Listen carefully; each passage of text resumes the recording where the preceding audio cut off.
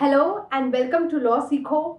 Let's talk about the top news developments of the day for judiciary aspirant. India has been elected Vice Chair of the Supply Chain Council, part of the Indo-Pacific Economic Framework Bloc. The SEC, alongside the Crisis Response Network and Labour Rights Advisory Board, aims to bolster supply chain resilience among the 14 IPEF member countries. Coming up to the next news, Prime Minister Narendra Modi will inaugurate the 32nd International Conference of Agricultural Economists at the National Agricultural Science Centre complex in New Delhi. This particular event has been organized by the International Association of Agricultural Economists. The triennial event returns to India after 65 years. So the event and the theme of this particular event is Transformation Towards Sustainable Agri-Food System.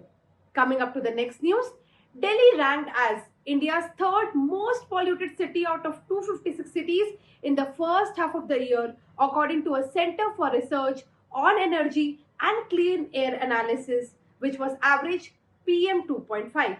Coming up to the next news, researchers propose a lunar biorepository to store DNA and cells on the moon, enhancing the survival chances of critically endangered species. With over 1 million species at risk, the moon's stable environment and ultra-low temperatures could safeguard samples from climate change and other disasters. Coming up to the next news, India has committed around $85 million over 10 years to support the WHO Global Traditional Medicine Centers programming. This contribution will fund a cross-sectoral program aimed at strengthening the evidence base for traditional medicine.